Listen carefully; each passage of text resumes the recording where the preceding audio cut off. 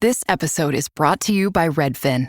You're listening to a podcast, which means you're probably multitasking. Maybe even scrolling home listings on Redfin, saving homes without expecting to get them. But Redfin isn't just built for endless browsing. It's built to help you find and own a home. With agents who close twice as many deals, when you find the one, you've got a real shot at getting it. Get started at redfin.com. Own the dream. Your favorite local grocery stores like Kroger, Ralph's, Fred Meyer, and more are now delivering on Uber Eats. Get 40% off your order of fresh, quality ingredients. Whether you just got home to an empty fridge or suddenly got a craving to whip up something new, you can get everything you need delivered in as little as 25 minutes. Get 40% off your order with code Kroger2026. Plus, members get $0 delivery fees. Order now on Uber Eats. Orders of $30 or more save up to $25. Ends 4/30/26. See app for details. O Igor é um ingrato, né? Não, eu acho que ele é mais... Gato. Ingrato. Um gato. A ingratidão é a serpente mais venenosa no jardim da alma. A gente precisa ter uma boa educação e agradecer. Quando eu dou algo que você não pode retribuir, significa que eu estou lhe dominando. Gratidão não é dívida, não. É um erro do ponto de vista cristão? Um ato meu que decorre de liberalidade minha. Por favor, com licença, muito obrigado. Eu preciso, por gratidão, manter vínculos que eu não considero que são saudáveis. Algemas de seda. São aquelas que prendem, mas aparentemente são suaves. Eu fico obrigada a retribuir? Espere pouco para não ficar uma pessoa amarga e ressentida. Sabe qual é a conta mais barata? Aquilo que eu faço fora da obrigação legal Aquela que você paga. deveria ser um gesto totalmente gratuito, espontâneo. Essa relação é nociva. A gente vê muito isso com a família. Seu sangue até os mosquitos podem ter. Então não é porque tenho meu sangue que eu vou me sentir obrigado. Entrego para o outro aquilo que eu acho que o fará se sentir mais obrigado em relação a mim. Minha frustração está nesse lugar. Do ponto de vista budista, Qual o problema de alguém ser good vibes? toda ação tem que ser gratuita, sem nenhuma expectativa. Qual o problema da pessoa agradecer Eu não acho que uma pessoa deva me retribuir. ou acordar agradecendo ao canto dos passarinhos? Isso faz mal a quem? Não sou uma pessoa com essa moral cristã. Relembrar aquilo pelo que você pode ser grato é um instrumento poderosíssimo. E essas reciprocidades podem tornar a vida possível e até agradável. Você tem o direito de esperar e se frustrar. Mas eu também tenho liberdade de dizer: O importante é só que você saiba que isso é tudo seu. é melhor eu depositar esse dinheiro em um banco confiável. A gente tem muito medo de ficar sozinho, né, carnal? Por que eu sou ingrato? A imputação foi gabrielina. Não, era só pra gente começar. Então, Sabe por quê? Porque está começando mais um Platitudes com Leandro Carnal. E Gabriela Prioli. E eu acho bom vocês agradecerem, tá? Vocês ficam pedindo episódio e aí quando a gente faz é só ingratidão. Pô, gratidão está em falta. Esse é o tema. E aí, a gratidão está em falta? Eu não acho. Acho que Eu acho que a omissão de tudo, né, inclusive do eu, que dá origem a isso. Mas é um bom tema para a gente desenvolver. Mas vamos lá. Gratidão, tá? Vamos pensar o seguinte. Quando alguém faz alguma coisa pra gente, a gente fala o quê? Obrigado. Que vem de uma palavra em latim que significa, que tem o significado de obrigação. Me sinto Sim. obrigado a retribuir. Sim. Gratidão não vem do mesmo lugar, né? É uma coisa de reconhecer algo bom que te aconteceu. Não necessariamente que você se sente obrigado a retribuir. Por que estou dizendo isso? Porque na nossa cultura, quando você recebe algo de alguém, ainda que você não tenha pedido,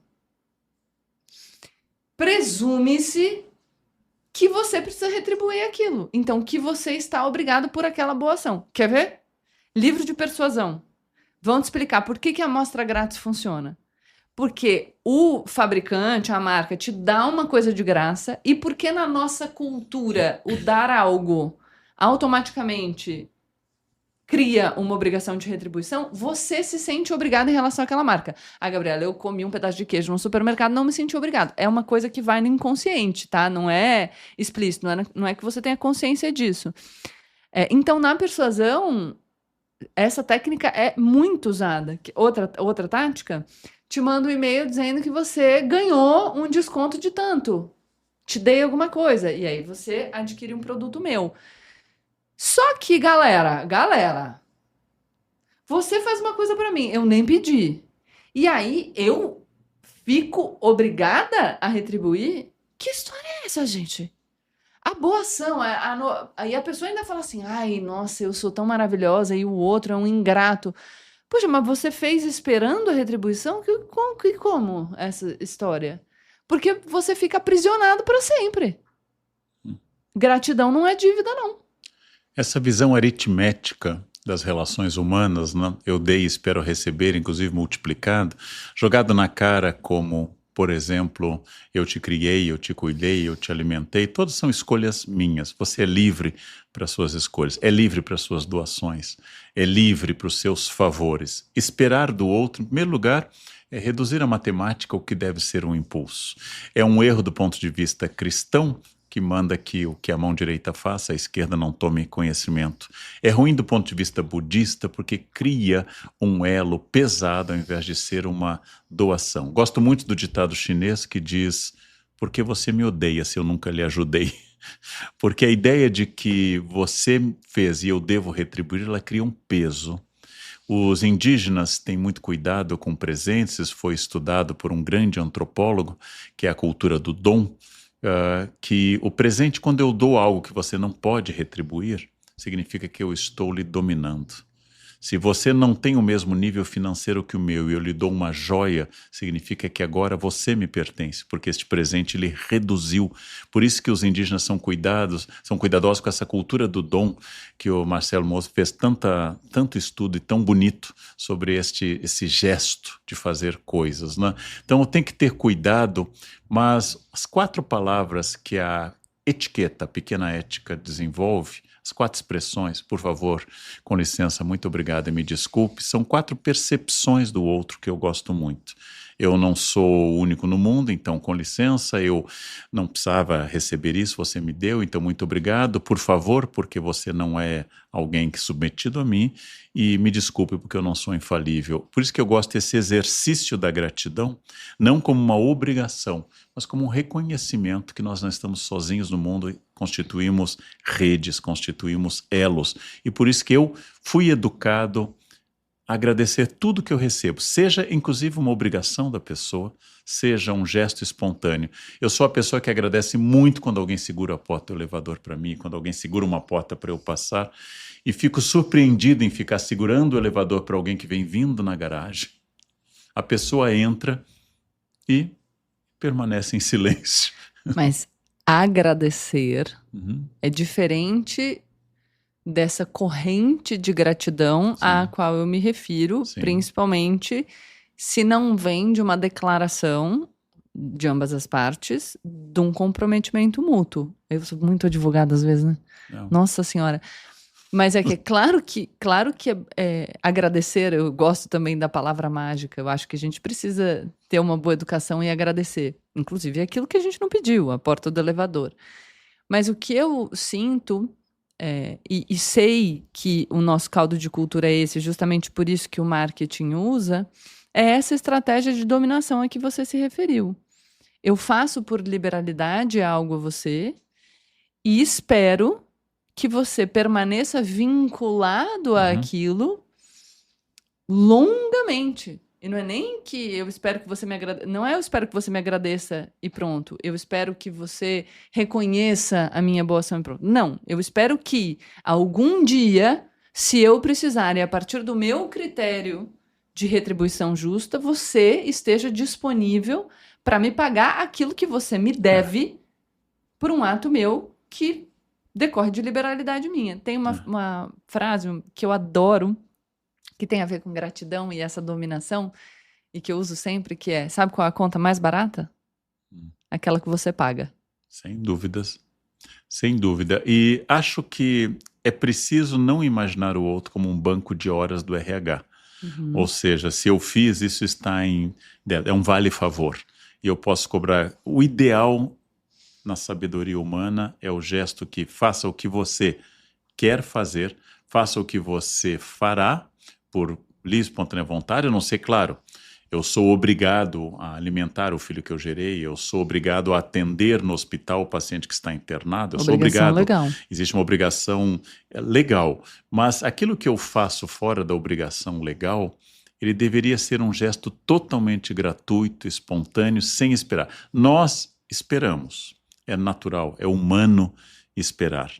Tantas vezes eu fiz isso para você, todo mundo já experimentou ingratidão, mas tem um erro nessa expectativa. Quando a gente chama de ingratidão, é um falso vínculo que eu já associei a um banco de horas de supor que existe uma obrigação. Não existe. Você pode emprestar dinheiro 10 vezes a uma pessoa. Se quando você precisar ela não puder ou não quiser, é um direito dela. Agora, é preciso maturidade para isso. Então, se você emprestou, empreste porque quer. Empreste porque acha que pode. Ou empreste mediante contrato, assinatura de notas promissórias, uma taxa de juros razoável e espere receber para que não seja um favor, mas um serviço.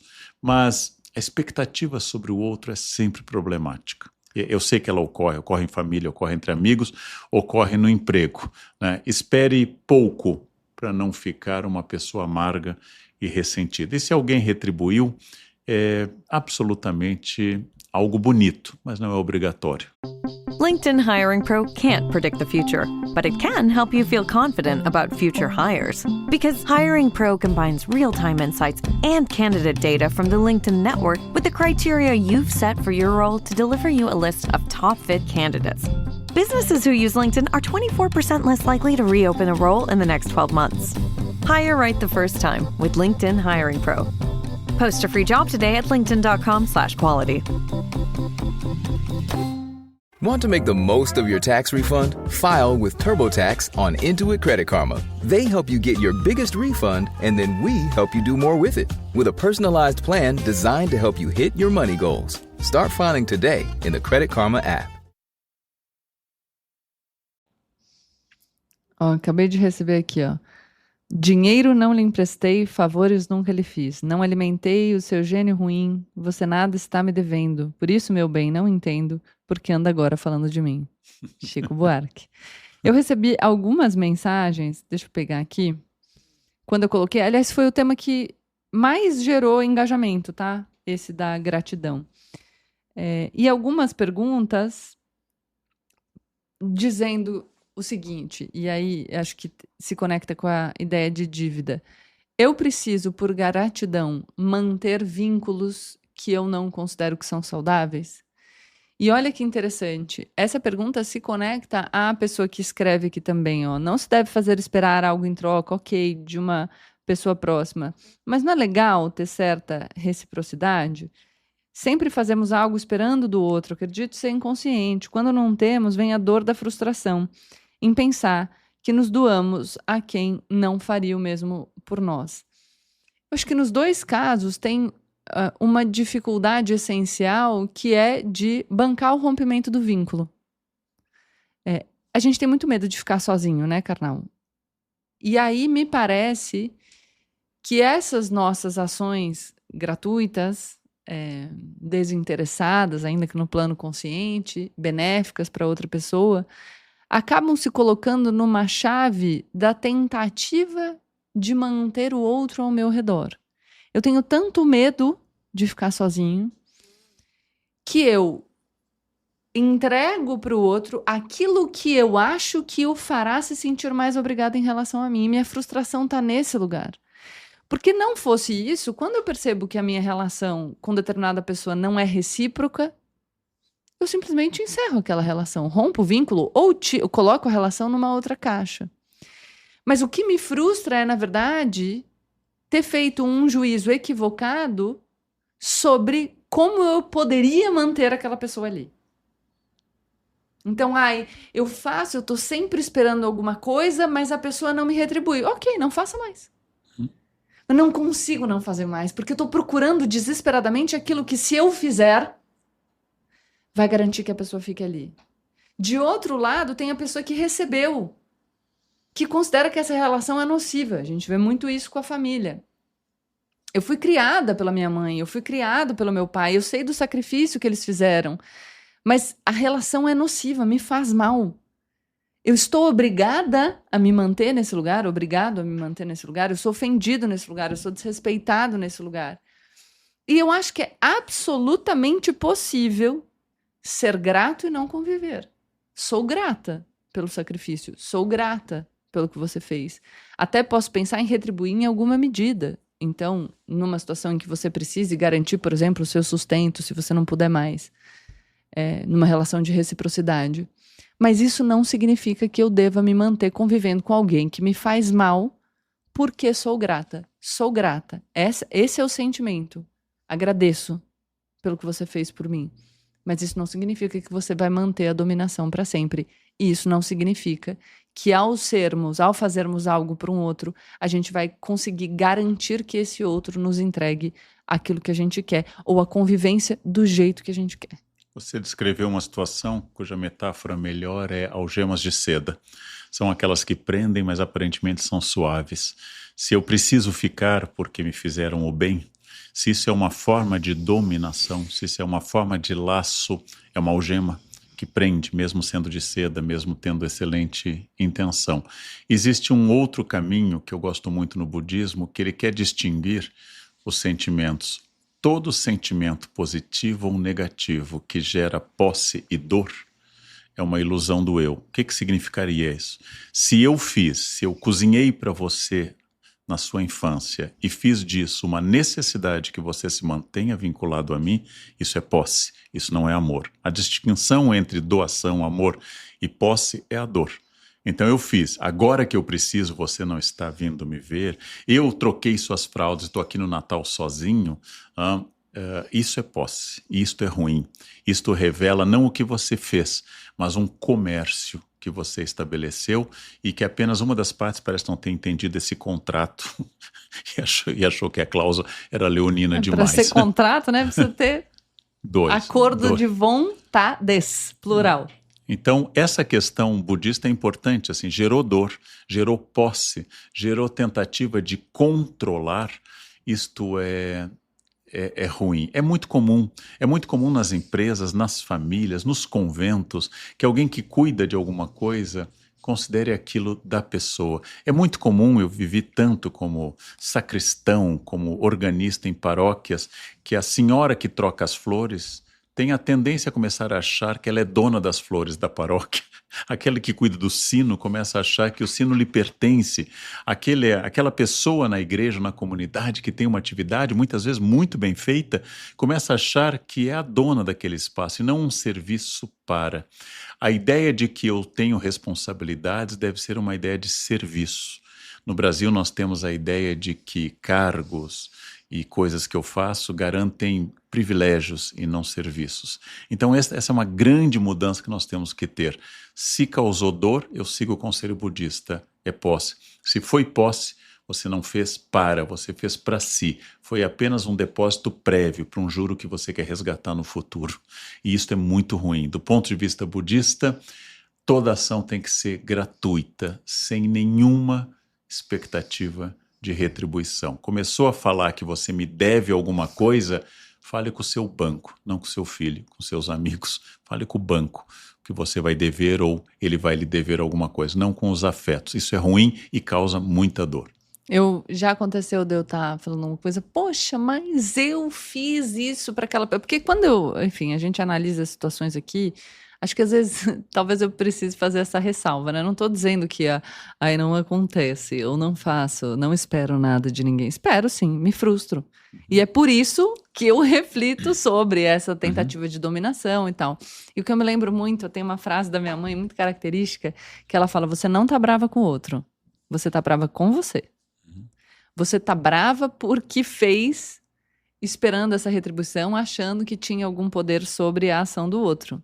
E aí você fica frustrada, mas é com você, não é com o outro. E é legal para você conseguir pensar o que você pode mudar no seu comportamento, porque sobre o outro a gente tem pouquíssimo poder, mas sobre nós mesmos a gente tem um poder importante. Então dá para mudar o futuro para a gente parar de quebrar tanto a cara.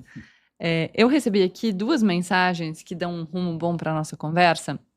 A gente já falou um pouco, mas acho que pode trazer também para o episódio sobre gratidão, que é gratidão versus positividade tóxica. A Ariane mandou. E aí a Paula falou, podiam falar sobre a onda de ser grato a tudo, até o que é ruim. Essa galera muito good vibes. Esses dias, eu vi um trecho no Instagram, que eu não vou lembrar de quem, mas era uma moça que dizia assim, olha, outro dia eu tava conversando com alguém, essa pessoa falou, sabe o que eu não entendo? A forma como você trata a sua cachorrinha. Cheia de mimo, cheia de firula, não consigo entender. E ela falou assim, a forma como eu trato a minha cachorrinha te deixa infeliz? Faz alguém infeliz? A pessoa disse, não. Ela falou, pois a forma como eu trato a minha cachorrinha me faz muito feliz. Então, se não produz infelicidade e a mim traz felicidade, é bom. Por que isso deve gerar algum incômodo? E aí eu penso que a gente pode refletir sobre a positividade tóxica de duas maneiras. Existe uma perspectiva que é, se a pessoa quer ser good vibe, ou se sendo good vibe e sendo grata a tudo, até aquilo de ruim que acontece, ela está mais feliz, isso é bom. Não nos causa nenhum prejuízo. Qual o problema de alguém ser good vibes? Qual o problema da pessoa agradecer, acordar agradecendo que está viva, acordar agradecendo ao nascer do sol, acordar agradecendo ao canto dos passarinhos? Isso faz mal a quem? De outro lado, se essa ideia de que a gente precisa se manter positivo a despeito de tudo aquilo que nos acontece te traz algum grau de sofrimento, não adote essa ideia. Então, a positividade e ser grato às coisas boas, por exemplo, acabar o dia fazendo o agradecimento de 3 coisas boas que te aconteceram, simples, que seja estar vivo, que as pessoas que você ama tenham saúde, isso de fato, comprovadamente, tem um impacto positivo na nossa saúde. Por quê? Porque os estímulos externos serão negativos. E serão negativos porque o negativo engaja. Então, você acompanha o noticiário, o que você verá são notícias negativas. Porque o negativo, a tragédia, é o que é notícia. Porque a nossa atenção, por uma questão evolutiva, a gente precisa estar atento para a ameaça, vai se voltar para aquilo que é negativo. E aí, inundados desses estímulos negativos, inundados de uma pressão por produtividade que te faz se sentir sempre insuficiente, inundados por um espaço de comparação inaugurado pelas redes sociais que a gente nunca antes tinha visto e se sentindo comparativamente sempre pior, exercitar a gratidão, se lembrar, que relembrar aquilo pelo que você pode ser grato, é um instrumento poderosíssimo para, de fato, te trazer positividade. Eu fico muito preocupada com esse apreço, que não é de hoje, é antigo, a negatividade, como se ser pessimista, ser negativo, fosse o ser realista, fosse o estar lúcido, né? O Cândido, do Voltaire. A felicidade, o otimismo é uma ingenuidade, necessariamente. Uhum. E não é assim. A gente leu o livro Humanidade, do Rutger Bregman, ele traz isso no começo, sobre como a gente subverteu ou não compreendeu a lógica correta. Ser pessimista, negativo, não é ser realista. Não é enxergar claramente. É só mais uma distorção. A realidade não está no negativo. A sabedoria não está no negativo. A sabedoria está em olhar para a realidade com algum distanciamento, ter capacidade crítica. Mas é sábio produzir estímulos positivos e trabalhar a gratidão para que a gente possa se sentir mais preenchido num mundo inundado de estímulos negativos o tempo inteiro. No sentido do que você acabou de dizer, a gratidão é uma reação muito boa, porque mostra que você não é onipotente, então uma educação da sua vaidade. O otimismo não é o nosso tema, mas o otimismo que você trouxe a partir do livro Humanidade e de outras obras que a gente leu, cumpre essa profecia autorrealizável, porque Sim. Quanto mais eu estabeleço boas expectativas sobre qualquer coisa, desde cuidar de uma planta a cuidar de um filho, desde ter um animal, ser tutor de um animal até escrever um livro, ele vai fazer eu dar o máximo possível. E atrás do pessimismo pode se esconder alguém preguiçoso. Uhum. Então por que eu vou dar aula se os alunos vão esquecer tudo aquilo? que eu vou dar aula se essa turma não quer nada com nada? Por que eu vou limpar essa casa que vai sujar de novo? Por que eu vou fazer a cama onde eu deitarei mais uma vez? Porque o ato de arrumar uma cama pode ser, não é, um ato de ordenar sua mente e seu espaço para começar o dia. Eu vou fazer coisas que eu sei que, independente do cuidado que eu tenho de controlar meu colesterol com uma estatina, eu vou morrer. Mas eu não quero morrer agora, eu não quero morrer essa semana. Então eu vou tomar cuidados que não impedem a morte, mas vão fazer eu chegar melhor. Então eu preciso dessa questão, mas eu quero sugerir, já que você está trazendo o caso, um caso meu marcante que me veio à cabeça agora. Sou muito amigo de uma professora da USP, muito amigo, muito próximo, em vários sentidos. E essa professora me pediu um favor acadêmico. Ela precisava de alguém para fazer pós-doutorado comigo, que era filho de uma conhecida dela, que ia fazer um concurso, e ela orientaria esse pós-doutorado. Ela pedia apenas a vaga na Unicamp. Isso é comum, você ceder a vaga. E eu disse, bom, não afeta ninguém, não havia concorrência para essa vaga. Eu disse, aceitei, e aceitei no pós-doutorado uma pessoa que não me daria trabalho, era um favor a uma amiga. Por coincidência, poucos meses depois, eu tive uma ex-aluna minha que havia feito mestrado comigo e o marido dela foi admitido na USP e ela, para ir para a USP, queria fazer o doutorado na USP. Então eu sugeri à minha amiga, ela fará o doutorado com você, mas eu vou orientar, você não vai ter trabalho algum. Eu que vou ler os textos, mas vai ser uma aluna sua porque ela quer acompanhar o marido à USP. E essa minha amiga disse, não, eu não posso. E não deu muitas explicações. E eu fiquei em silêncio vários dias. É claro, eu fiz um favor. Eu não espero a retribuição, mas me espanta. Eu espero sim. Não, mas me espanta que a pessoa, pouco tempo depois, questão de semanas, tenha dito tranquilamente que não. E sem ter dito, olha, você fez aquele favor, mas nesse momento eu não posso. Mas falar com tranquilidade. Isso. E depois nós conversamos sobre isso. E ela me disse, mas você não explicou que era importante. Eu disse, você também não me explicou quando pediu que era importante. Eu só cedia um desejo seu porque achava que era racional, que era ótimo. E isso abalou nossa relação, porque criou uma relação, eu não sou tão sábio e tão evoluído. Era muito one way. Faça tudo o que eu preciso. Eu não farei nada por você. Eu sou ateu, então não estou cultivando o paraíso com isso, mas percebi que se eu quisesse me relacionar com essa pessoa, teria que ser um caminho só de ida, só eu concedendo benefícios, não haveria a volta. E ela me disse assim, mas você quer que a pessoa retribua na mesma moeda? Acho que sim, porque não me adianta ter uma moeda estrangeira não convertida no meu país. Eu preciso... Mas olha que coisa maravilhosa, porque você tem o direito de esperar e se frustrar. O importante é só que você saiba que isso é tudo seu.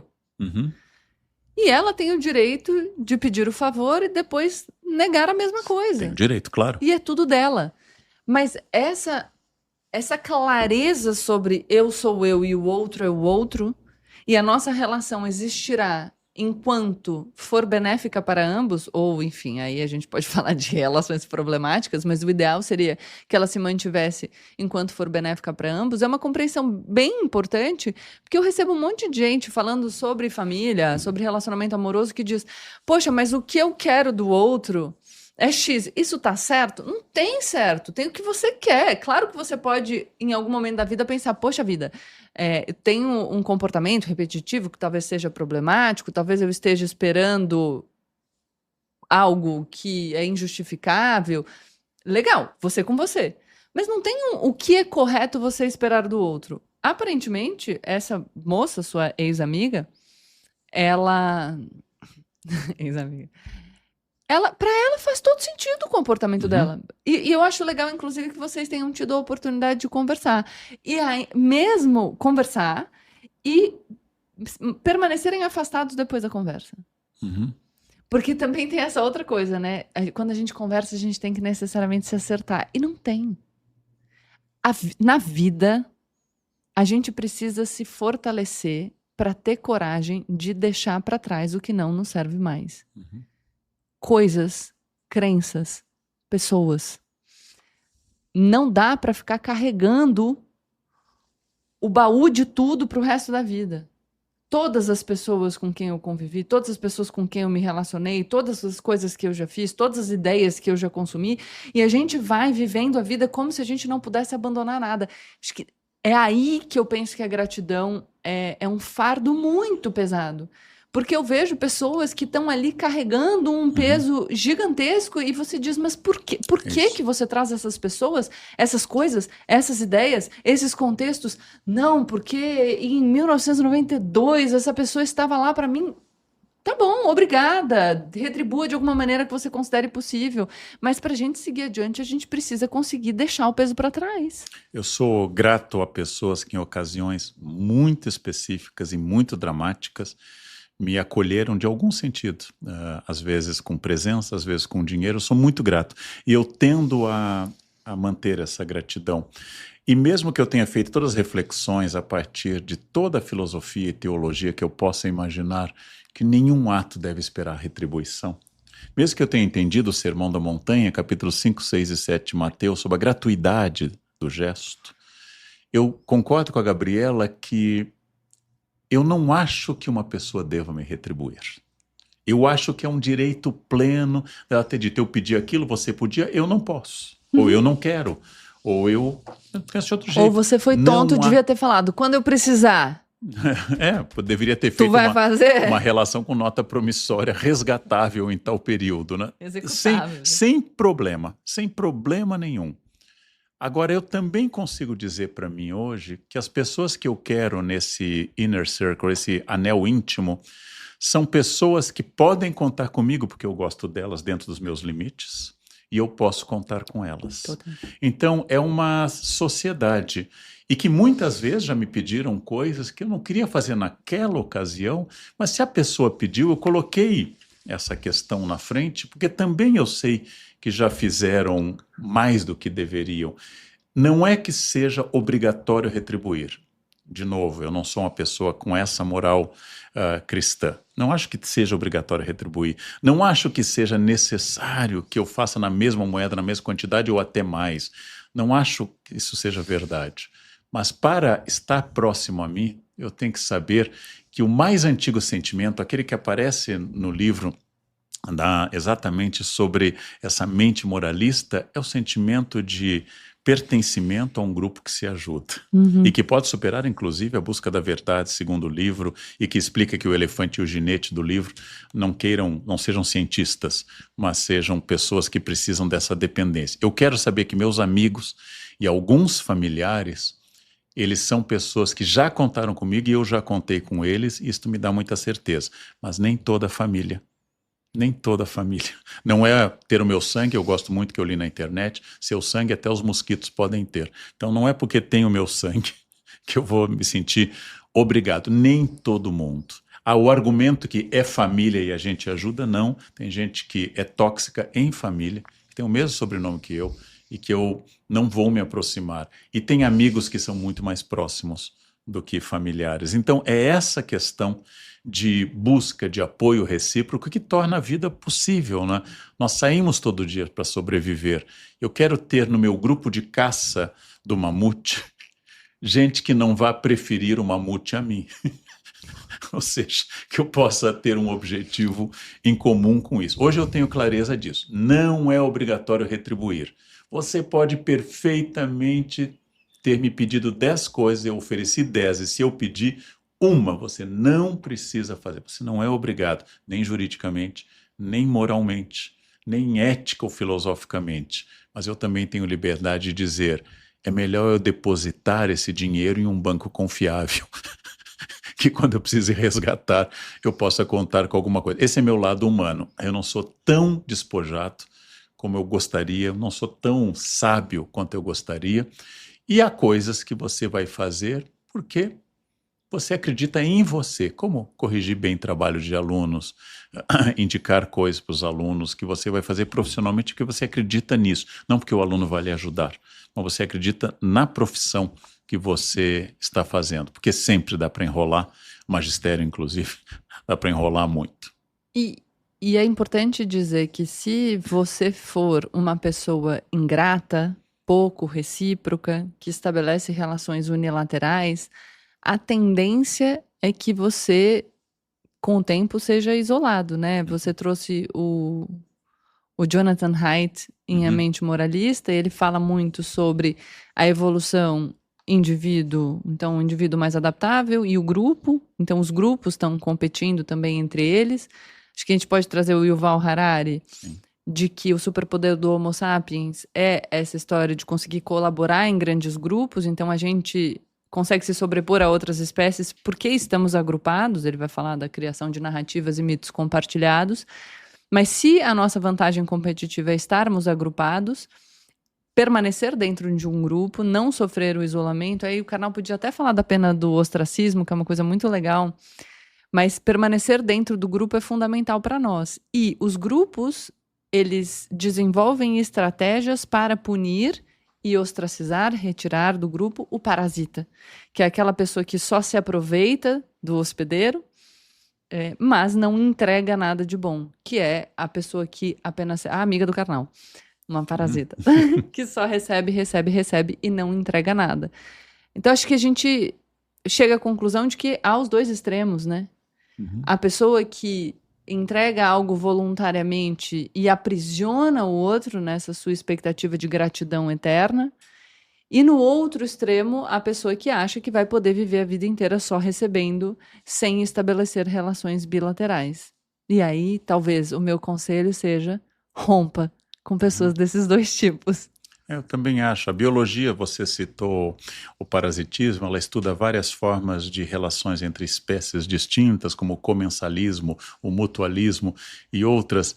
Eu acho que precisa ser bom para os dois. E, de novo, eu acho que ninguém precisa retribuir nada. Nada, absolutamente nada. Mas uma mão lava a outra. E as duas lavam a bunda. Nossa. É o que? É o pé? Não, eu pensei qualquer outra parte do corpo, mas tudo bem. Me veio. Tudo bem, vocês... Eu acho que... Agradece que foi a bunda. É muito importante pensar quem você quer ao seu lado. Então, pessoas com quem você tenha essa confiança. E no momento que eu peço ajuda, é porque eu estou precisando. E este momento estabelece uma comunicação que deve fortalecer nossos laços. Eu vi uma história muito bonitinha, num desses livros de histórias piedosas, de uma senhora que tinha uma vizinha muito simples e com carências econômicas, que pedia muita comida, coisa, até botijão de gás. E esta senhora mandou o filho pedir à vizinha, que vivia pedindo coisas, que pedisse um pouco de sal. E o menino disse: por que, mãe, se nós temos sal em casa? Ele disse: porque ela pede muito, para não se sentir mal. Peça uma coisa barata que ela possa retribuir. É muito sábio, é muito denso isso, que você não queira constranger o outro com isso, né? É importante a gente saber o nosso limite. Existem pessoas que têm uma capacidade de doação. Eu fico pensando nas mães que cozinham no domingo, que preparam a casa, compram a comida, fazem tudo, servem, e baixa aquele grupo na família que come tudo, suja tudo, e vai dormir, vai para a rede, vai para a piscina, vai para o quarto ou vai embora, e fica a mãe, ao invés da gratidão, com uma casa devastada por uma invasão bárbara. E, curiosamente, algumas mães, pelo menos a minha era assim, sente uma profunda alegria neste ato, né? E até não gostaria de gente na cozinha dela mexendo nas coisas dela. Que às vezes a pessoa isso. mais atrapalha que a gente. Existe isso. Não é o meu caso. Eu quero que você me ajude a lavar a louça. Eu não sou minha mãe, minha santa mãe. Eu quero que você ajude a lavar a louça. Quem pagou pode não lavar. Quem cozinhou não precisa lavar. Agora, o mesmo pagar, buscar, cozinhar e limpar, não pode ser. Ninguém é funcionário de ninguém e assim por diante. E se for funcionário, que seja bem pago, especialmente se trabalhar o domingo com carga extra. Então, essas são as questões de esperança. Eu vou dar um exemplo de esperança que eu ouvi ontem em uma palestra e que foi muito importante, de um analista de seguros.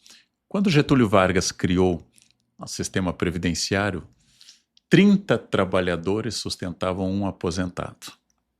Hoje, 1,6 sustenta um aposentado. O que aconteceu? As pessoas estão vivendo demais, aumentou esse número e tudo isso. O que significa isso? Quando eu estou contribuindo com a Previdência, eu estou num gesto esperançoso de reciprocidade. Eu vou ser sustentado por alguém que trabalhou antes e eu estou depositando para sustentar alguém que não sou eu, que será o futuro. Este é um gesto de reciprocidade social importante para o sistema dar certo. Gentileza gera gentileza, dizia o profeta do Rio. Também já li na internet, gentileza gera gentileza, que é uma ironia sobre essa ideia. Mas todo o pacto social é feito sobre códigos. Códigos de preferências no trânsito, de segurar a porta, de códigos de gentilezas recíprocas que vão caracterizando uma relação positiva no qual a existência em grupo, que Locke tanto analisou, existe porque eu não sou autônomo, eu não sou autossuficiente, eu saio do estado natural para o estado político e social porque eu preciso do grupo, porque eu sou, como lembrou a Gabriela ao citar Yuval, porque eu tenho pele fraca para viver na floresta, eu não tenho garras, eu tenho unhas, eu não tenho dentes poderosos, eu não tenho imunidade, eu não posso nem dormir ao ar livre na floresta muito tempo sem morrer. Então eu preciso de um grupo que vai me ajudar com especializações.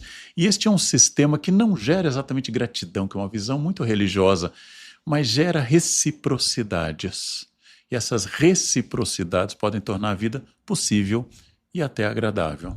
Eu gostei da sua ideia de reciprocidade social, pensei na nossa leitura do Sandel e do Piketty. Sim, sobre desigualdade. E deles falando como é importante a gente desconstruir a ideia de meritocracia absoluta para compreender que ainda que as nossas trajetórias individuais tenham sim um impacto do nosso esforço como variável, elas também são fruto da distribuição de recursos sociais. Então, existe uma sociedade, um coletivo todo trabalhando, funcionando com as suas particularidades para que a gente construa, edifique a nossa vida da forma como a gente fez. Então, é justo que a gente, com consciência disso, pense em retribuir, daí pensar políticas distributivas e tudo mais. Mas ainda acho que um pouco dentro da minha positividade tóxica, vou falar aqui como funciona para mim. Eu li a mensagem da Vivi, que diz assim: enfrentei doença grave. A gratidão ao tratamento ajudou a conter o medo de morrer.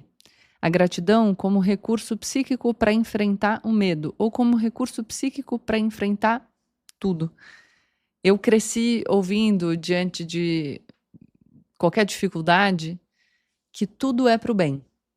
E quando a gente pensa que tudo é para o bem, porque a nossa vida é também construção de significado. Eu falei em outro episódio que eu construo a minha própria doutrina, a gente constrói o eu, a gente constrói a nossa realidade, não é pensando o que acontece, mas aquilo que a gente acredita sobre o mundo acaba sendo o mundo que a gente vivencia, porque a gente também constrói significado, constrói a nossa realidade. Então, se você, a partir de coisas negativas, acredita, por exemplo, que aquilo é uma punição divina, muito provavelmente a sua reação a algo que te acontece será uma, e será mais sofrida do que se você acredita que aquilo é Deus te mandando o ensinamento necessário para que a sua vida seja melhor. Então, portanto, que aquilo é bênção.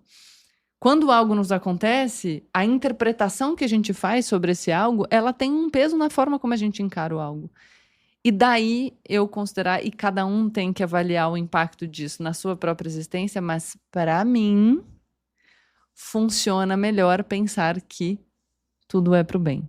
Então, sempre que alguma coisa acontece, eu procuro, mesmo que seja muito ruim, eu procuro o que nessa coisa é bom. Como imagino que essa coisa que aconteceu, não sei, uma bobagem, mas perdi um voo. Perder o voo vai atrasar a minha ida para esse lugar, porque se eu fosse antes aconteceria algo ruim. Então, estou sendo protegida por uma outra força. Se acontece alguma coisa e eu retiro daquilo algum aprendizado, eu penso que foi uma vivência dolorosa, mas eu consegui sobreviver àquilo, e a partir dessa vivência dolorosa, aprendi essa coisa importante, que será fundamental para eu conseguir alcançar o que eu quero na minha vida dali em diante. Então, olhar para a vida com essa ideia de que tudo é para o bem, e é uma ideia de gratidão, né? Agradecer pelo que de bom que acontece, mas agradecer também pelo negativo, porque tem um sentido que a gente pode ainda não saber agora. É uma crença, mas é uma crença que para mim funciona. Então, talvez eu seja tóxica. Sou tóxica? Não, você é grato. Só faltou agradecer por estar aqui no meu escritório, nesse ambiente tão legal, gravando. Nossa, jogou na cara que é seu? Exatamente. A gente grava a aula do Clube do Livro na minha casa há anos. Exatamente. Então, gratidão. Tá retribuindo, gratidão. Né? Mas para conseguir... Este foi mais um episódio tóxico de Platitudes com Gabriela Prioli. Por que você não fala meu nome antes? Porque eu sou grato para tirar da sua vaidade. Com Gabriela Prioli e Leandro Canal. Leandro o Grato. AI is incredible. It can teach you how to fry an egg and even write a poem, pirate style. Yarr! But it knows nothing about your work. Slackbot is different. It doesn't just know the facts. It knows your schedule. It can turn a brainstorm into a brief. And it doesn't need to be taught. Because Slackbot isn't just another AI. It's AI that knows your work as well as you do. Visit slack.com/meet Slackbot to learn more. Eu tenho um bom... Daqui. A gente pediu pro ChatGPT dar sugestões de temas para um livro no estilo Leandro Carnal. Vamos ver se você escreveria algum, tá? Título sugerido: O Inferno é Aqui. Uma história cínica da felicidade, do sofrimento e da perfeita inadequação. Jamais. É ruim, até porque já foi escrito, não? É o tema dos sermões do Buda. Né? Título sugerido: O Excesso de Espelhos. Olha, o tema eu até toparia desenvolver. Agora, que título horroroso. O Excesso de Espelho. Ai, pera, esse eu que vou escrever. Qual? O Fim da Paciência. Uma autobiografia. É otimista, porque pressupõe que ela tenha existido. O fim da paciência. Imagina que antes você fosse paciente. Tem um que eu acho que é atual. A história da corrupção não financeira. No seu caso, seria financeira mesmo. Acho que ele não viu que você fez propaganda de banco. Exatamente. Tá desatualizado o ChatGPT. Pergunta do meu, por favor. Eu quero saber se ele der um monte de merda. Isso não foi? Sugestões de temas no estilo Gabriela Prioli. Vamos ver. O Dilema da Liberdade e o Limite do Discurso. Título sugerido: O Limite Invisível, uma análise estrutural da liberdade de expressão, da regulação e da cultura do cancelamento. Bom texto. Longo demais, mas bom texto. A crise de representatividade e o voto de protesto. Para além do voto, uma investigação sociológica da crise de legitimação e o fenômeno do voto como ferramenta de protesto. Tema político bom. Longo. A ética do consumo e o paradoxo da escolha. Título: O Peso da Escolha, uma reflexão ética sobre o consumo, a responsabilidade empresarial e o mito da sustentabilidade individual. Não acho que tem tanto a ver comigo, mas ó. Os títulos já são um capítulo. Leandro o Grato. Mas ó, sou muito grata a ele mesmo, tá? Em todas as oportunidades que eu tenho de reiterar isso, eu reitero. O Karnal é um cara que sempre que ele tem a possibilidade, ele fala sobre o meu valor, que me deu a chance de trabalhar com alguém que eu admirava tanto há tantos anos. Sou muito grata ao seu comprometimento profissional, a essa parceria que a gente tem e a ter aceitado fazer parte da minha família sendo padrinho da Ava. Eu te acho um cara muito legal mesmo. Eu também te acho. Com o tempo me acostumei e cheguei Que até a filho gostar. da mãe, né? Tava certa a tua amiga professora, que é isso que você merece. Tchau, gente.